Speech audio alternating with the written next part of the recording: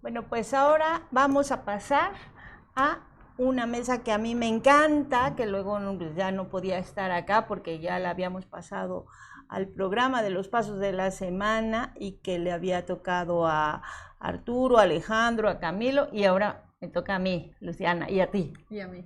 Nos va a tocar esta mesa, la de salidas de emergencia, con nuestros queridísimos biólogos, con Marjorie González, con Omar Arellano, y lo que no está ahora es Andrés.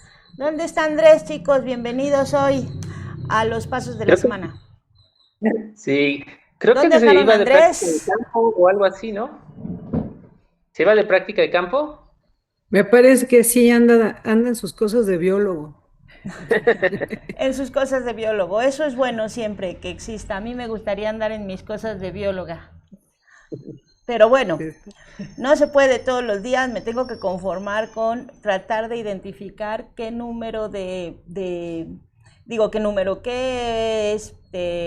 nombre de pajarito que se pone aquí en la puerta de mi casa. Ahora ha sido mi nuevo descubrimiento, que trato de investigar qué tipo de pajarito es, nunca le atino, pero bueno, son mis cosas de bióloga. Eso. Muy bien. Pues vámonos con dos temas, muy bienvenidos y mucho gusto de tenerlos acá como siempre. Uno es el tema de los manglares, porque parece que hay una situación delicada en Cisal, Yucatán. Entonces, pues Marjorie, cuéntanos un poco qué ha estado pasando y explícanos un poco qué función tienen los manglares y qué función y qué significa que los perdamos. Y pues esta semana hubo mucho revuelo porque en la comunidad de Cisal, en Yucatán, un grupo de habitantes de la localidad denunció a otro grupo de habitantes que estaban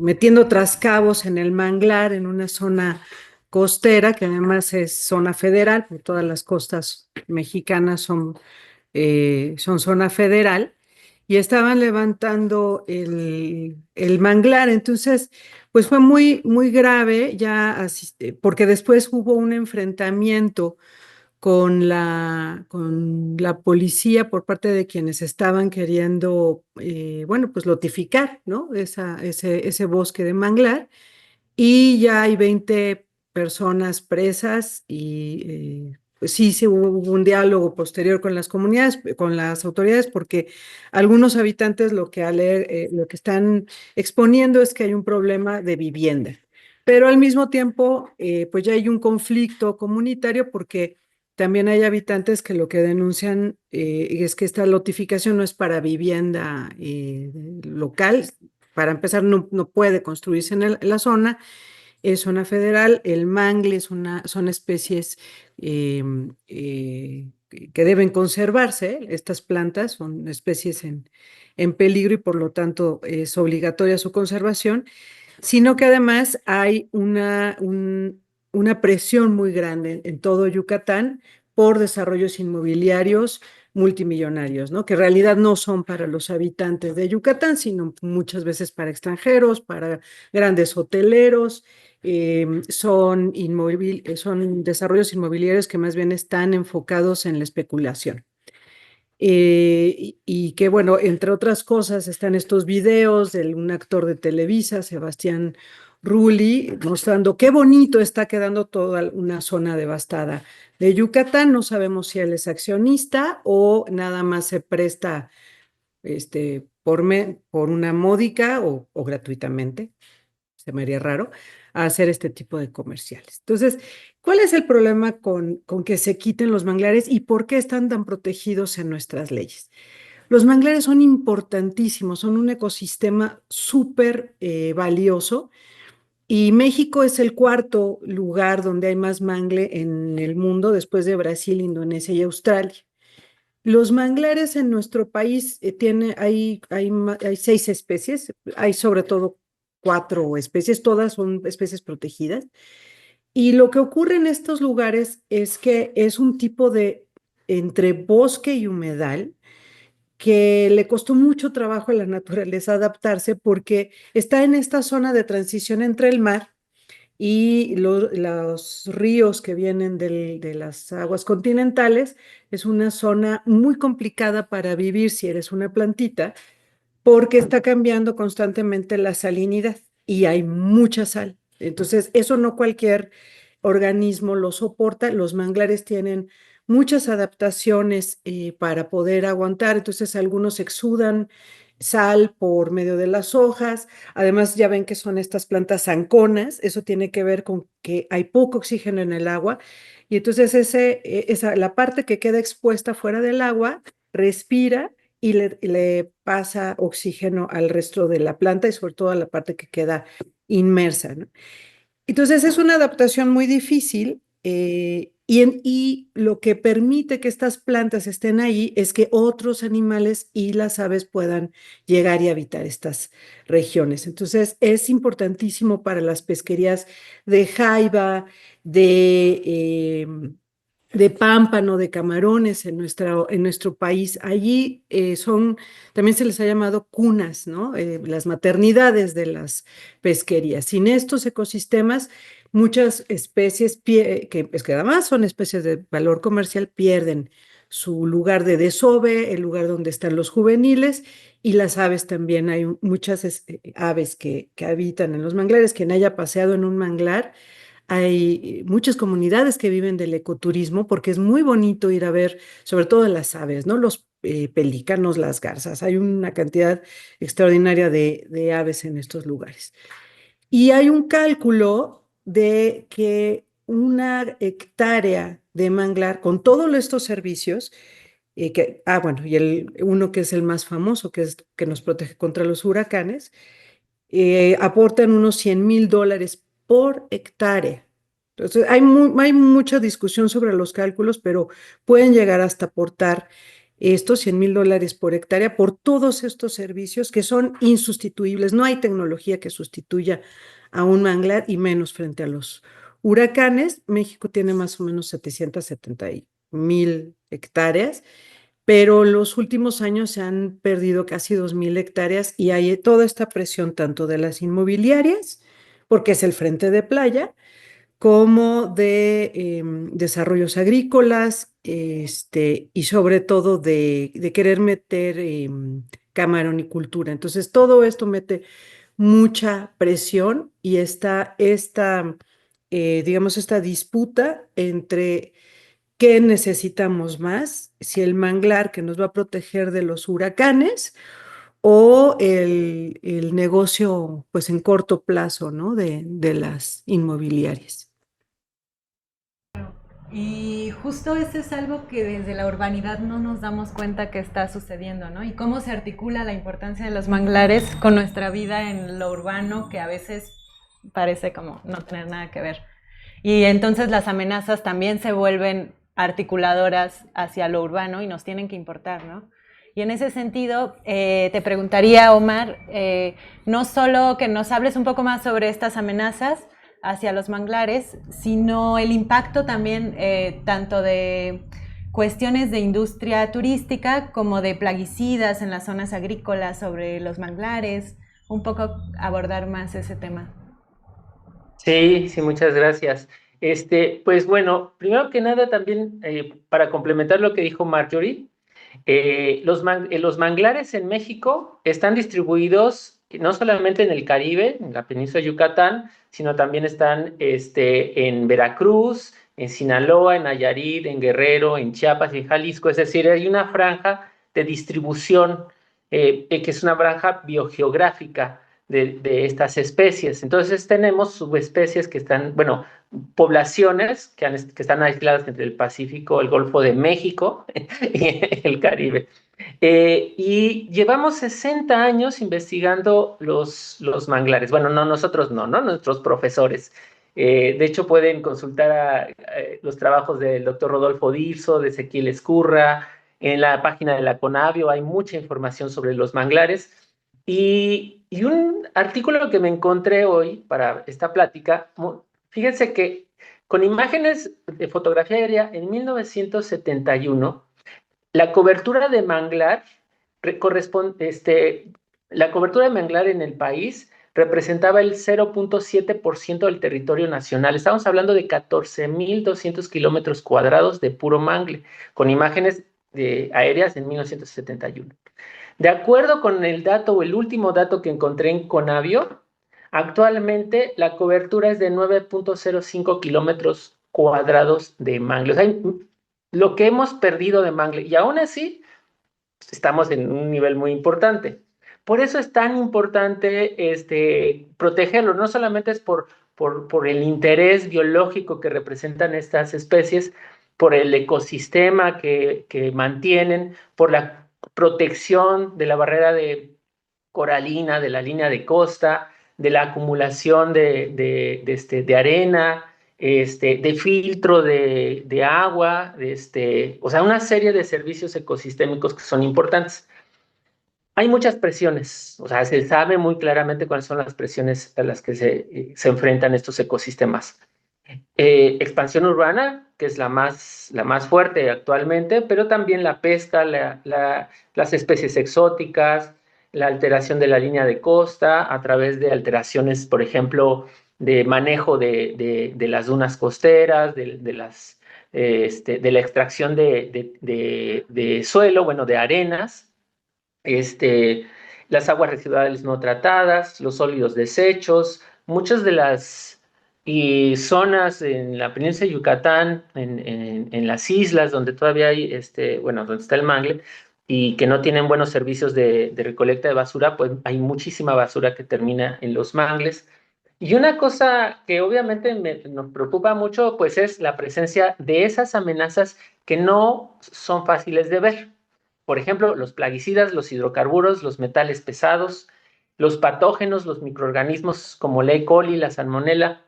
Y fíjense, por ejemplo, metales pesados como plomo, mercurio y cadmio se han detectado en zona de mangle, en donde el impacto que tienen estos metales pesados es el desbalance de la estructura trófica de ese ecosistema. Y eso altera el flujo energético. Los hidrocarburos, por ejemplo, tienen impactos sobre la transparencia del agua y bloquean el intercambio gaseoso de esos organismos y entonces mueren. Los patógenos como E. coli y parásitos que vienen de las aguas residuales domésticas alteran también la red trófica. Entonces, cuando la red trófica, es decir, esto que le llamamos antes cadena alimentaria, ¿no? Cuando estos ensambles de poblaciones de especies son alteradas por el cambio de calidad del agua, vienen otras especies que sustituyen a las originales y entonces se empiezan a desplazar. Pueden surgir bacterias patógenas que alteran a peces, a moluscos y también son un foco de infección para las poblaciones humanas. Pero lo más preocupante en los últimos años en la península de Yucatán, en Tabasco, en Sinaloa, en Nayarit, ¿no? En Chiapas, son los fertilizantes, los plaguicidas y los herbicidas. Y esto es porque estas moléculas, muchas de ellas no son fáciles de degradar y entonces terminan distribuyéndose por el mangle, alterando la distribución de especies, generando eutrofización, o sea, enriquecimiento de nutrientes y proliferación de especies patógenas para el mangle. Y esto es porque, nada más para darles unos números, por ejemplo, en Quintana Roo, el área de producción, o sea, el área cultivada es de 1.6 millones de hectáreas y en Campeche de 483,000 hectáreas. De esas hectáreas agrícolas se produce maíz, sandía, chile, sorgo, caña de azúcar, limón, piña, naranja, soya, alfalfa, mango, chile, pepino y jitomates. Bueno, todos esos productos utilizan plaguicidas y la soya y la caña de azúcar se utilizan, bueno, además que la soya es transgénica en Campeche, utiliza glifosato, un herbicida que también se utiliza de repente para estar matando al mangle, porque una vez que lo matas, pues ya, o sea, puedes empezar a invadir el terreno del mangle en construcciones, en playas, etc. Y entonces es un gran problema porque sí, esto que acaba de ocurrir en esta semana Es muy importante porque, bueno, se vio el retiro mecánico de las poblaciones, pero el problema va mucho más profundo en la actualidad y eso es algo que pues siempre la comunidad de biólogos, biólogas, naturalistas, ambientalistas, ecologistas, pues vamos a seguir señalando. Fíjense que es bien interesante lo que cuentan. Yo, mi experiencia con el manglar tiene que ver con muchos mosquitos. Me acuerdo que era hermoso recorrer el manglar ahí en Yucatán, un lugar, no, en Quintana Roo, un lugar que había recuperado la comunidad, que habían construido sus canales y recuperado el manglar. Eh, y nos llevaban como a paseos así, ¿no? En la canoa y eso. Y lo que sí me acuerdo es que eran unos mosquitos que con todo y el pantalón no les importaba y zorrájatelas toda picoteada. Pero yo les quiero preguntar, bueno, Marjorie, porque me acuerdo mucho de esa experiencia. De hecho, habían tenido un premio en esa comunidad, un premio de la ONU Habitat, justo por la recuperación del manglar que les había llevado años, ¿no? Años. Entonces, te quiero preguntar sobre eso. ¿Es posible recuperar? O sea, yo pienso en esta comunidad que ahora en este momento no recuerdo el dato, está por San Crisanto en Yucatán, es lo único que recuerdo, pero tengo por un lado la imagen de ellos recuperando pues, un lugar sí muy bonito, con muchos mosquitos, pero muy hermoso.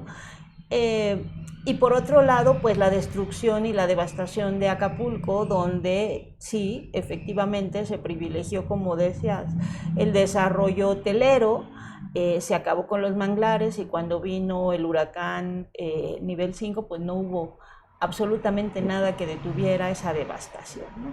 Entonces mi pregunta es eso, ¿hay forma de resarcirla? ¿Cuánto cuesta? Si sabemos cuánto tiempo se lleva, es muy cara, un poco que nos ayudes a explorar en esa línea qué se puede hacer.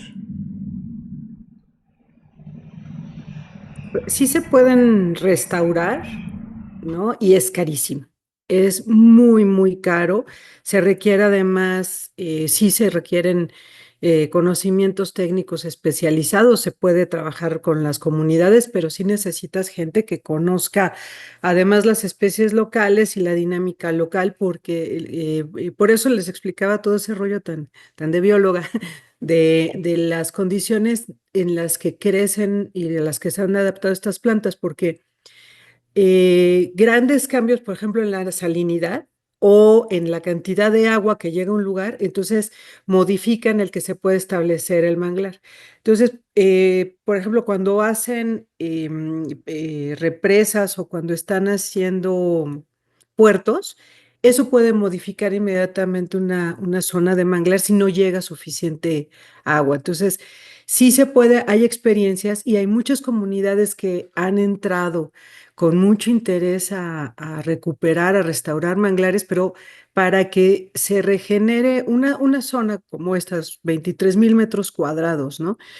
Que de plano los quitaron con trascabo, es muy grave porque pueden ser hasta 100 años para que el mangle vuelva a tener estas condiciones, porque no es un individuo, ¿no? O sea, la restauración, un poco lo que hemos ido entendiendo con el paso del tiempo, que es no es poner un arbolito, sino se restaura una comunidad y las interacciones que hay en esa comunidad, que a veces ni las conocemos. Entonces, es muy lento y además de que nos exponemos ante los huracanes, yo hace poco fui a Acapulco, justo a hablar a platicar con guías de turistas, porque hay la intención por parte del gobierno de tener un turismo menos como Spring Breaker en Acapulco, menos de chela y más de naturaleza. Y justo lo que le ve cuando llegas en el avión es como hay todavía una zona muy importante de manglar pegadita a Acapulco y ya van para allá los desarrollos inmobiliarios, ¿no? Entonces, eh, claro, el huracán que llegó es gigantesco, fue gigantesco, pero aún así te hubiera ayudado mucho porque el manglar puede absorber hasta 90% de la energía de las olas. Y el otro tema es que además es un tipo de bosque que captura hasta 50 veces más que un bosque tropical de carbono. Entonces, por un lado, el quitarlo hace que podamos captar menos carbono y por lo tanto se calienta más y tenemos más huracanes y esos huracanes llegan y nos destrozan porque no hay esta barrera, ¿no? Hay muchos videos en internet que muestran como, hay uno de un museo, ¿no? De tecnológico de Chicago, que es una pecera grandota, yo creo que todos la hemos visto, cómo llega el oleaje y están las plantitas y entonces detienen. Pero ahora filmaron en algún lugar, creo que justo en Yucatán, oleaje que llegaba de frente y en el momento en que alcanzaba el mangle, se rompía la ola. Entonces, estamos produciendo no uno, sino muchos círculos viciosos al mismo tiempo y justo es muy caro, sí se puede hacer. Están ahora, la secretaria de Medio Ambiente estaba en Yucatán, fue a inaugurar una temporada de restauración de manglar en el estado y bueno, la abordaron los periodistas para hablar de este caso de Sisal y ella estaba muy consternada porque decía es que en un día tumbaron es una salvajada, en un día tumbaron algo que nos va a costar décadas que se recupere, ¿no? Yo la vi muy consternada porque, pues, es que es eso, no va a ser para mañana ni para 3, 5, 10 años, eso va a tardar mucho en volver a crecer. Entonces es preocupante, pero sí hay muchas comunidades que se han involucrado en procesos de restauración porque además son generacionales, ¿no? Es una cosa que una comunidad aprende a hacer y se tiene que transmitir por generaciones justo por el tiempo que tarda en ocurrir. Y pues justo esto del arbolito me hizo mucho sentido porque pues estamos en el marco del Día Internacional Mundial del Agua, ¿no? Y esto de plantar el arbolito como la solución, que no es la solución, sino que tiene que ser algo mucho más macro, tal vez en estos últimos 10 minutos que nos quedan, pensar un poco el Día Mundial del Agua como algo más allá de que es muy importante saber lavarte las manos en menos tiempo, bañarte en menos tiempo, pero como estos pendientes mucho más macros que tenemos tanto en México como en el mundo, ¿no? Pues, Omar, ¿qué nos podrías comentar un poco del Día Mundial del Agua? Día Mundial del Agua. Pues sí, yo totalmente de acuerdo respecto a celebrar el Día Mundial del Agua, pero y esta mesa se crea para que hablemos más a profundidad. Es decir, efectivamente, no es ciérrale, báñate en una canción. eh, eh, O sea, sí hay que tratar de no tirar agua cada sí, uno en sus espacios, ¿no? totalmente, totalmente. Pero si nosotros tuviéramos una planeación hídrica en la cual fuera justa, democrática, transparente, con tecnología de punta, con funcionarios y con capacidades técnicas de alto nivel, otra cosa sería. Y esto lo digo porque las diferencias, las desigualdades entre las poblaciones, entre las actividades que consumen agua, pues son muy grandes y particularmente en México. En Monterrey se han quedado sin agua por varios días, pero no las industrias. Eh, este, las refresqueras están explotando todos los manantiales de los volcanes y embotellando, ese es el negocio, embotellando esa agua, mercantilizando y entonces pues uno no le queda más que tomar agua de la botella porque el servicio de potabilización del agua que te llega a tu casa no es adecuado y el tratamiento de las aguas residuales no existe, ¿no? En nuestras comunidades, apenas el 15% en algunas zonas se trata el agua residual y entonces eso genera alteraciones ecosistémicas, problemas, etcétera. Las normas ambientales no controlan contaminantes, no frenan la contaminación. Es decir, tenemos, y bueno, y no es sequía, es saqueo, lo vamos a seguir diciendo hasta que no modificamos la ley de aguas nacionales, que es un lastre que venimos arrastrando desde hace muchas décadas y que además, a pesar de que el artículo cuarto constitucional reconoce el derecho humano al agua y al saneamiento, esta ley no se ha reformado. Entonces, exactamente, tenemos que recordarnos en cuidar el agua, en que es la vida, pero esto no lo vamos a lograr si no vamos de fondo y estructuralmente a transformar la política hídrica en este país en todos los sentidos, en revisar las concesiones, etcétera. Entonces, yo creo que es un momento muy importante para hacer un análisis crítico mucho más profundo y de alto nivel. El día de mañana, bueno, el sábado que vamos a celebrar este Día Mundial del Agua, pues ya se está preparando todo para que el gobierno federal, la presidenta, esté en uno de los sitios que creo yo y que está muy cerca de mi corazón, el río Atoyac, en el estado de Puebla, Tlaxcala, pues esté allí tal vez viendo el escenario que se le ha montado para ese día, porque una de las políticas más importantes de este sexenio es el saneamiento de los 3 ríos más contaminados del país. Y bueno, vemos cómo se está preparando por funcionarios que poco saben de la restauración de los ríos, que ahorita, por ejemplo, y vamos a verlo, han deforestado el bosque de ribera, han desasolvado, como si fuera un drenaje, ¿no? El río, eliminando todas las rocas, todo el sedimento en donde están atrapados los metales pesados, pues que este río no está contaminado por aguas negras de la ciudad, está contaminado por la industria. Y claro, también por aguas negras de la ciudad, pero principalmente por industria y metales pesados que los hemos medido y que al estar desasolvando y colocando los sedimentos en la orilla, lo único que hacen es exponer aún más a una población que ya está más afectada. Entonces, ¿qué es lo que tenemos que pedir y tenemos que pensar en este Día Mundial del Agua? Que el gobierno, la gobernabilidad del agua, no solamente requiere de buena voluntad, sino de personal técnico capacitado con un cambio de paradigma. Y obviamente esto lo vamos a empezar a lograr si vamos de fondo. Y el fondo pues es la Ley General de Agua. Eso es lo que desde hace muchos años hemos estado insistiendo un gran número de grupos académicos, organizaciones civiles y organizaciones comunitarias. Yo creo que es fundamental debatir estos temas a estos niveles porque ya no es suficiente con cerrar la llave.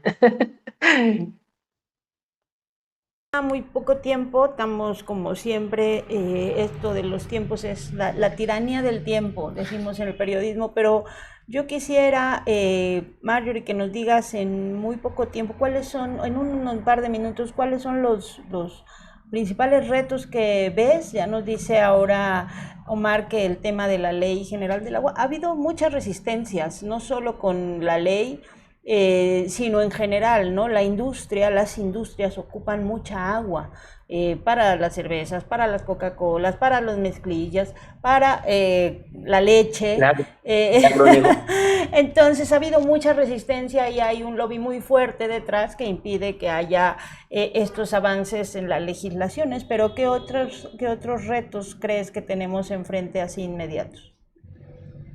Pues justo el que las industrias eh, se les regule, que se les aplique la ley, que estamos también con mucha presión por recuperar el mercado interno y ese es un problema porque parte del Plan México es esta presión para que se instalen todas nuevas zonas industriales, sobre todo, por ejemplo, en el Istmo de Tehuantepec, que al mismo tiempo es uno de los lugares con más lluvia, pero también necesitamos que se vigile estrictamente qué tipo de empresas y cómo se instalan y que cumplan las leyes y que se vuelvan más estrictas también las leyes de la cantidad y tipo de contaminantes que llegan a los ríos y a los acuíferos y que se entienda que no podemos ya estar decidiendo privilegiar únicamente los negocios, o sea, necesitamos un balance entre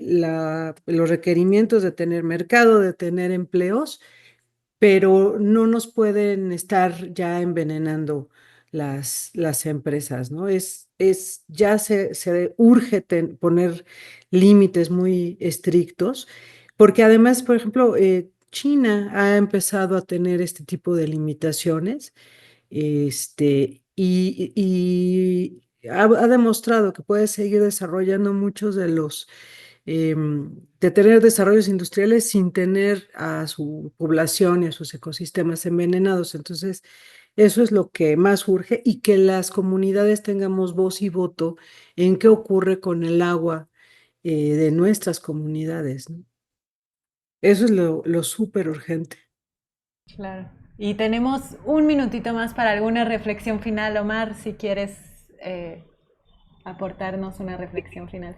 Sí, la verdad es que el problema del agua pues no es propio de México. Todo el mundo está teniendo cambios importantes respecto a los patrones de lluvia y de sequía. Se han extendido algunos periodos de sequía en algunos países. Hay mucha presión sobre el agua, y esto simplemente, bueno, agrava ya de por sí las desigualdades sociales, económicas que hay en el interior de los países. Eh, yo siempre, y pensando en que tenemos que tener una esperanza, una luz para avanzar, pensar en las generaciones futuras, es parte de las metas que tenemos que proponernos en estos días, ¿no? Es decir, en días como el Día Mundial del Agua. O sea, no pensar solamente en que tenemos que abastecer a todos nosotros de agua, sino que tenemos que mantener los ecosistemas que mantienen el ciclo hídrico, y el ciclo hídrico para nosotros y para las siguientes generaciones. Y esto se hace con una buena política, con políticas públicas importantes, pero también con cambios en el paradigma, cambios en las formas de relacionarnos con nuestro entorno. Los bosques son sumamente importantes como fuentes de agua. Los manantiales, la reconexión de los ríos ahorita donde me encuentro, fue una de las claves para recuperar muchos de los ecosistemas fluviales que estaban alterados, y que, por ejemplo, en los últimos meses han regresado mamíferos acuáticos a los ríos de la península ibérica. A mí, digo, incluso hay gente que no se lo puede creer. Y también me ha tocado escuchar testimonios de contemporáneos míos que dicen, es que cuando yo era niño el río estaba contaminado, pero ahora ya lo puedo caminar. Entonces, sí hay esperanza. Sí creo que no solamente es de voluntad, realmente se necesita una transformación de fondo, y yo creo que la preocupación en México sobre los ríos, sobre el agua, pues ya es momento de hacer estos cambios estructurales que son muy difíciles porque efectivamente representan poderes económicos, pero sí se puede lograr. Eso es un mensaje, creo, importante para este Día Mundial del Agua, porque al final de cuentas, ¿no? Parece que nos ponen en la disputa de si quieres desarrollo económico o si quieres vivir en un ambiente sano, y pues es un falso dilema. Queremos vivir decentemente, económicamente lo normal, y también queremos tener un ambiente sano. Entonces, con eso nos quedamos. Muchísimas gracias a nuestros biólogos. Nos vamos a ver. Yo ya no los voy a ver la próxima semana. Aquí estarán Arturo y Camilo, pero pues nos vamos a seguir escuchando todas las semanas. El próximo viernes los vamos a tener acá. Muchas gracias, Dani, Luciana. Un abrazote. Bye.